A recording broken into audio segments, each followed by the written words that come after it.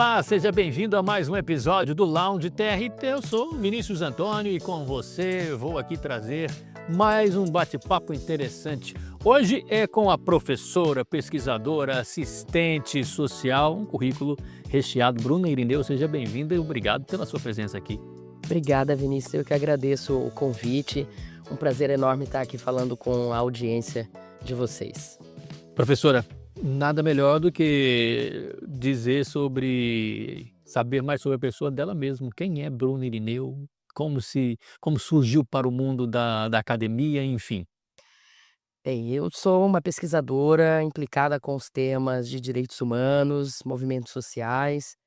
Eh, Me graduei na Federal de Mato Grosso, sou, goiana, né, do interior de Goiás, mas cresci em Rondonópolis, fiz a minha graduação aqui em Cuiabá, em serviço social. Depois fui fazer o mestrado em Goiânia em sociologia, o doutorado no Rio de Janeiro, e durante toda essa trajetória, né, de pesquisa, eu me impliquei com os temas, do campo feminista, do campo dos direitos humanos, políticas públicas para a população LGBTQIAPN+, temas relacionados à tecnologia mais recentemente, políticas digitais. Então, a minha trajetória tem muito uma relação com a a produção dos movimentos sociais, né, para o campo das políticas públicas. Então, um pouco desse lugar, assim, que eu falo e dessa experiência, né. Isso despertou quando na sua vida? Teve um momento já desde pequena que a Bruna é interessada em estudar, em conhecer mais o mundo? A minha mãe é professora da educação básica e quando ela fazia graduação em letras em Rondonópolis, na UFMT, lá ainda era UFMT nessa época, né, eh, eu achava interessantíssimo o espaço da sala de aula e o espaço dos corredores com as salas dos professores, com o nome dos professores, e eu ficava pensando assim: "Nossa, acho que um dia eu quero ser professora para ter o meu nome numa plaquinha dessa numa sala". E, enfim, a vida foi se desenrolando e quando eu vim, pra Cuiabá para cursar serviço social, eu tive contato com grupos de pesquisa, um deles coordenado pelo professor Manuel Mota, hoje já aposentado, a professora Maria Aparecida Morgado, também já aposentada do campo da educação. E ali, com a iniciação científica, eu fui entendendo um pouco mais o que que era essa trajetória acadêmica e fui, cada vez mais me identificando com esse lugar, o lugar da sala de aula, mas especialmente o lugar da produção de pesquisa e também o lugar da extensão, né, desse trabalho também com a comunidade, com a relação direta com a sociedade civil. Então eu entendi que eu estava no lugar que eu gostaria de estar.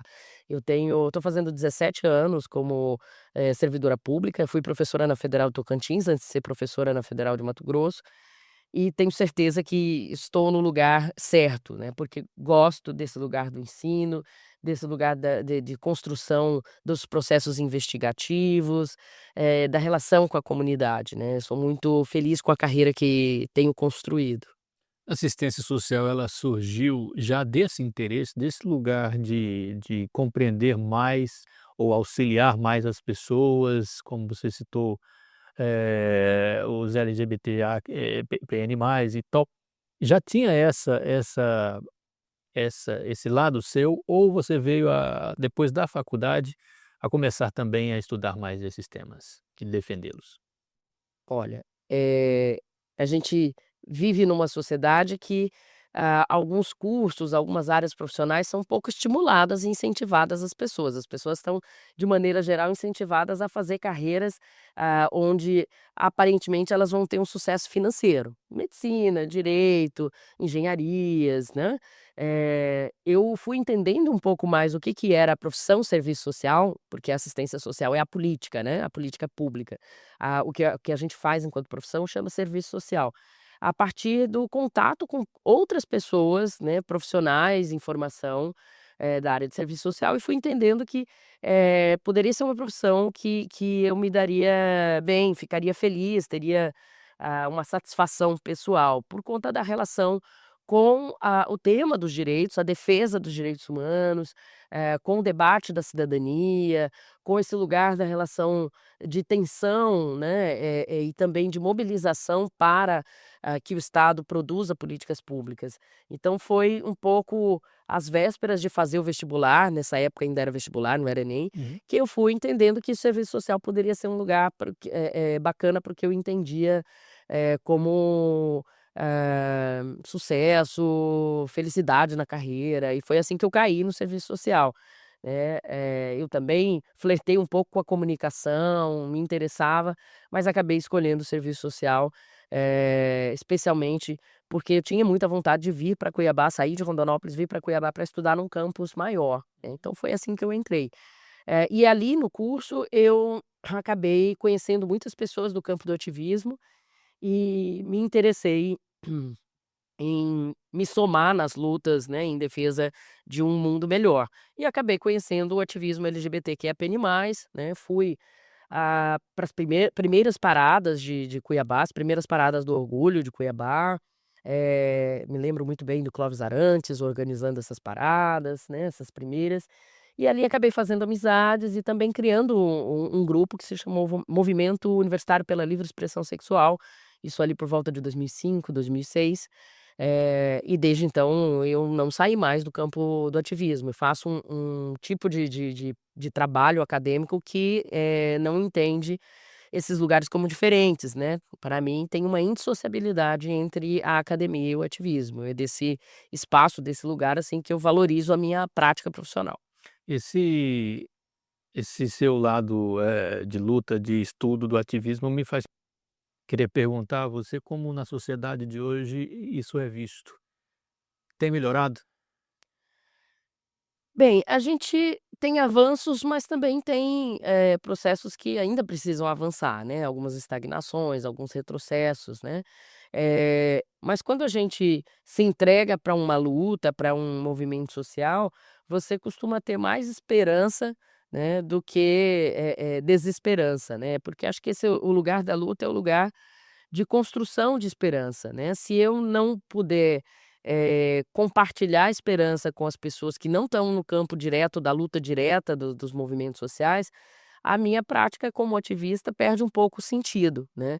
Agora, nós estamos num país onde ser defensor de direitos humanos é sinal de perseguição política e de perseguições que podem inclusive gerar uma violência letal, né. Então, existe um programa de defesa dos defensores de direitos humanos já muito antigo no Brasil, com mais de 20 anos, exatamente porque nós somos um país que persegue os ativistas, de direitos humanos, nos mais diversos campos, não só LGBTQIAPN+, mas especialmente no campo, terra, lutas pela terra, meio ambiente, né, são incontáveis os ativistas que tiveram sua vida ceifada por perseguição, né.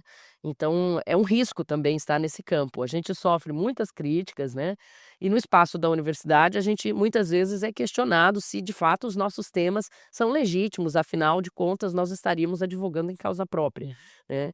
Então, as tensões são diversas e múltiplas, né, mas isso não faz com que a gente queira desistir de estar na luta, e de renovar essa luta também, né, porque essa é a grande tarefa política de quem está nos movimentos sociais, renovar essa luta geração a geração.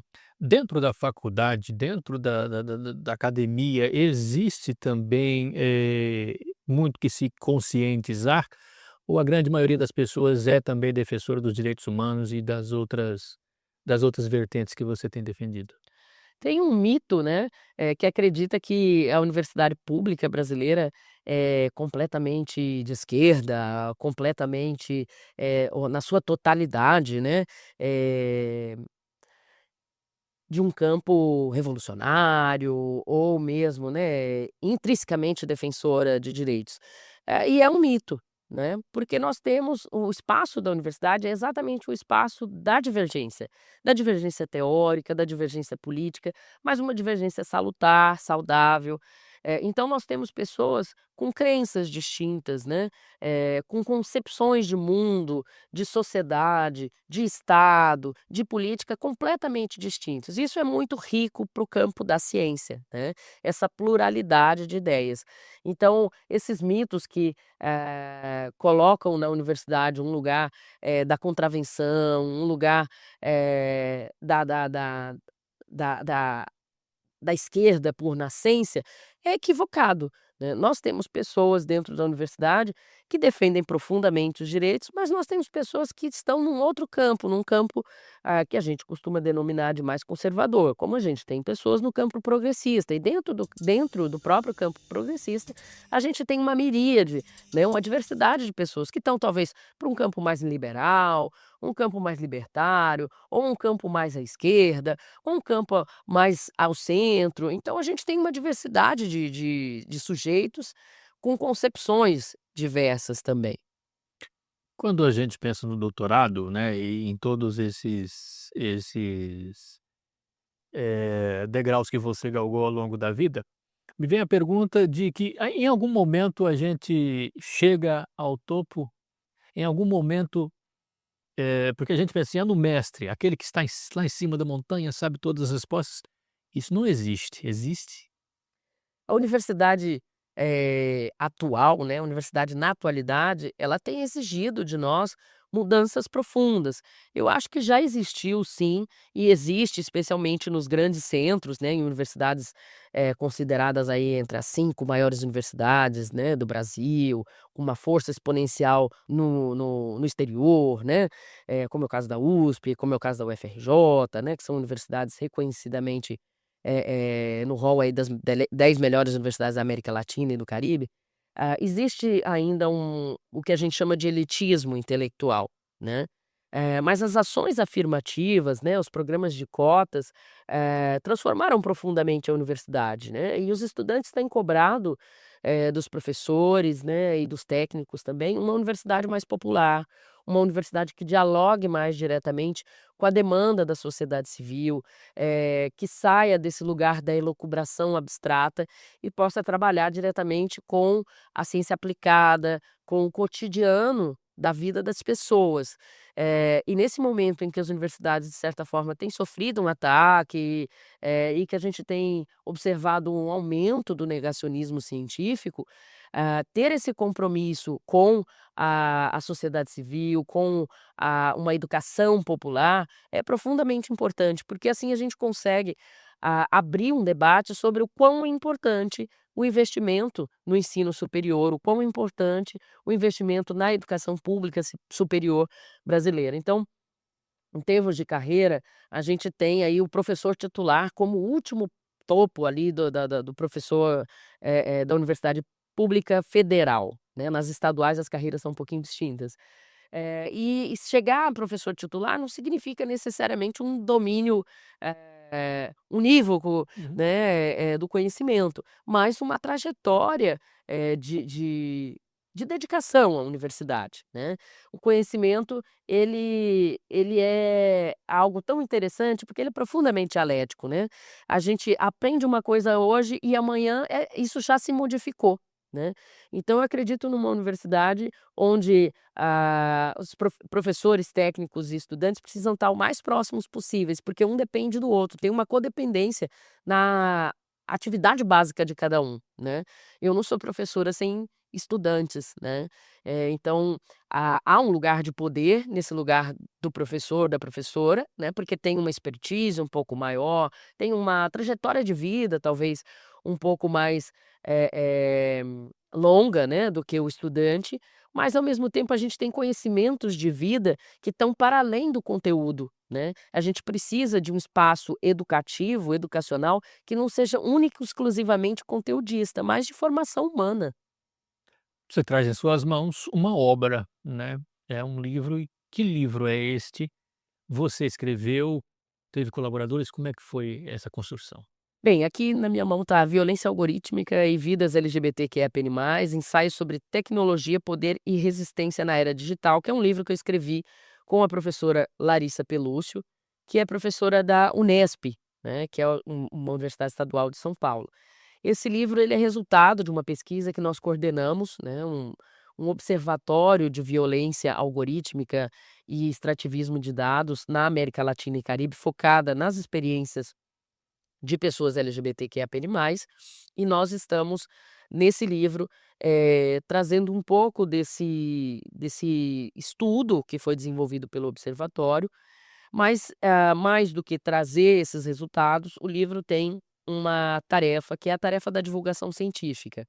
Nós estamos vivendo, né, um momento de transição tecnológica muito peculiar. Estamos cada vez mais falando sobre a importância da soberania digital, da soberania informacional. As nossas salas de aulas estão profundamente marcadas por processos de aproximação com a inteligência artificial. A nossa vida está completamente plataformizada, então a gente come por plataforma, a gente se movimenta por plataforma, a gente namora por plataforma. Então a gente tem uma plataformização da vida e, nós temos pouco conhecimento difundido com capacidade de capilarizar entre as pessoas de vida comum, né, em relação ao que é esse mundo digital, essa era digital, o que é a tecnologia, o que significa um smartphone na minha mão, o que significa curtir numa rede social uma foto, o que significa deixar um comentário, quais os riscos que eu tenho ao fazer isso, quais as possibilidades criativas que eu tenho ao, conhecer um pouco mais sobre a tecnologia. Então o livro vai tratar, sobre isso, né, ele vai falar de uma maneira mais dedicada à comunidade em geral, de um tema que é profundamente técnico, que é a tecnologia, Uhum. né. E aí nós estamos explicando o que é a violência algorítmica, o que é esse conjunto de dados, ações, que determinam processos de visibilidade, hipervisibilidade ou invisibilidade para determinados segmentos, que estão dentro da rede e como que isso é produzido de uma forma humana e não artificial, a partir de uma arquitetura, de um design dessas plataformas que nos convidam a ficar nela o tempo todo, porque ficar nela gera lucro, né. Então a gente vai tratando, de explicar para a pessoa leitora que, ah, cada emoção que você compartilha dentro dessas plataformas é uma emoção, é um aspecto cognitivo que você está, eh, dando, literalmente, né, dando gratuitamente para uma grande corporação de tecnologia que vai usar esses dados, né, como moeda de circulação, né, como circulação de capital. Então o livro vai tratar disso com um enfoque mais específico nas violências que podem acometer as pessoas LGBTQIAPN+. A gente tem alguns exemplos dessas violências? Com certeza. Eu gosto sempre de trazer, 2 exemplos, né. Um, recentemente a gente teve e tem tido aí as paradas do orgulho LGBTQIAPN+, nos mais diversos estados, capitais, e nesse período costuma-se circular muitas fotos de beijo, né, ou de abraço, de demonstrações de afeto. E isso circula, em redes, especialmente o Instagram, que é uma rede muito forte no Brasil, e essas fotos circulam, passam a compor vídeos, reels, ah, imagens, né, carrossel de feed, e essas fotos às vezes recebem denúncia, né, de pessoas incomodadas com essas imagens de afeto, e essas imagens ao receber denúncia, geralmente elas caem em 2, 3 dias, né, ou seja, essas denúncias são acolhidas pela plataforma, né, eh, como algum alguma violação, né, das regras daquele jogo ali na plataforma. O que é profundamente contraditório, porque tratam-se de demonstrações de afeto, que quando se trata de pessoas, heterossexuais, essas denúncias, elas não fazem as postagens caírem quando são denunciadas, porque muitas vezes elas sequer são denunciadas, né.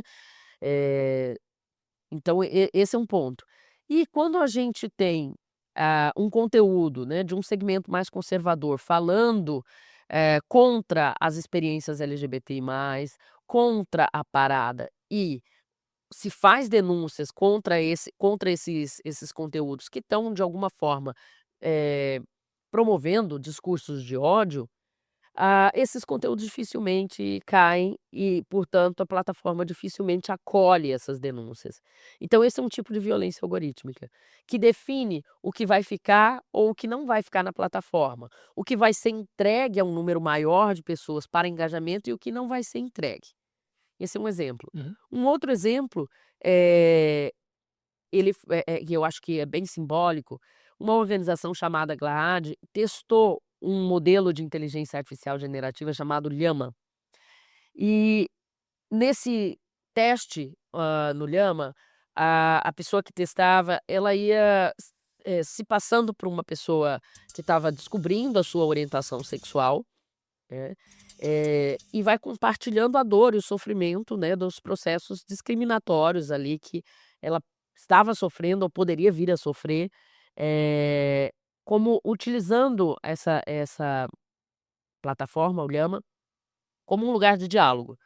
E em um determinado momento, o Llama oferece uma terapia de conversão, da orientação sexual, né, ou seja, oferece uma, com muitas aspas, né, uma cura gay para a pessoa que estava testando essa IA, né.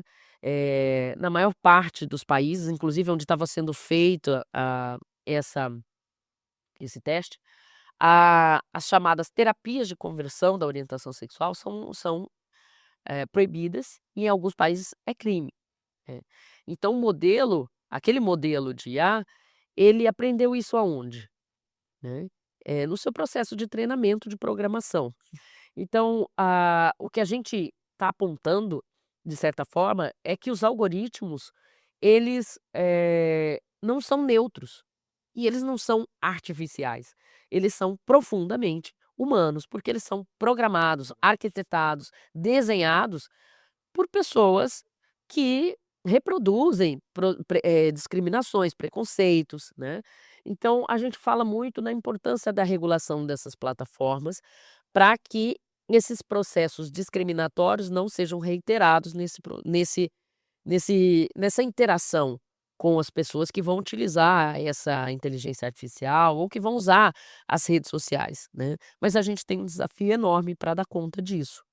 E já começou, a caminhar, essa luta? Bem, cada país tem a sua particularidade, Uhum. né, mas no Brasil a gente tem hoje, muitos processos, né, via Ministério Público Federal contra a Meta, contra a outras grandes corporações de tecnologia, exatamente por derrubar conteúdos, LGBTQIAPN+, né, conteúdos que não violam as políticas, né, dessas empresas, mas que caíram por denúncias. Então a gente tem um processo de judicialização desses direitos acontecendo agora, né. A gente tem um debate profundo sobre a importância das políticas digitais, né, que está em curso, né, e desde o ano passado, com a polêmica Lula-Trump, né, tem se expandido o debate sobre a soberania informacional, soberania digital. Então a gente tem acompanhado, né, especialmente aí nas disputas em torno do Pix e tal, um uma disseminação do debate que é bem positiva para que as pessoas, no seu cotidiano, comecem a pensar sobre a importância dessa soberania. Mas mais do que regular as plataformas, né, nós precisamos de outros elementos para uma soberania informacional e digital.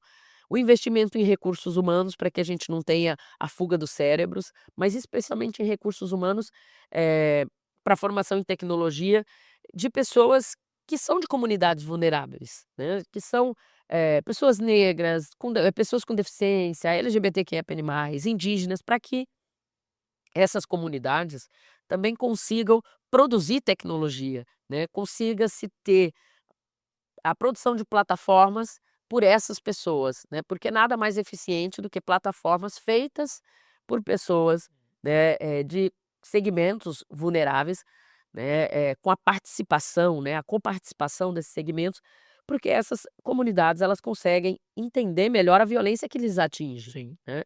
Além disso, a gente precisa de infraestrutura de dados, né. O Brasil parou de investir em software livre, o investimento em hardware também é muito raso, né. E nós somos um país onde se é possível, né, se faz o tempo todo um extrativismo de recursos naturais por parte do norte global, né. Então, água, nossas fontes, né, de lítio, enfim, a gente está recebendo, né, essas grandes corporações e servindo de, servindo os nossos recursos naturais, ao passo que nós poderíamos estar utilizando os nossos próprios recursos para uma produção nossa e não para uma dependência do norte global, né.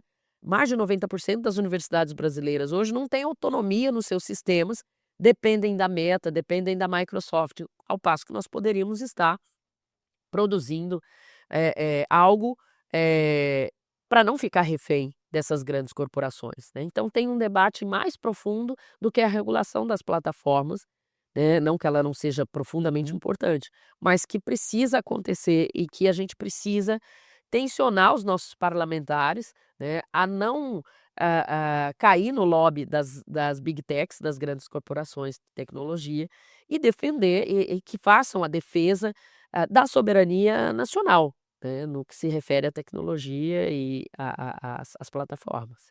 Professora, como é que as pessoas fazem para ter o seu livro?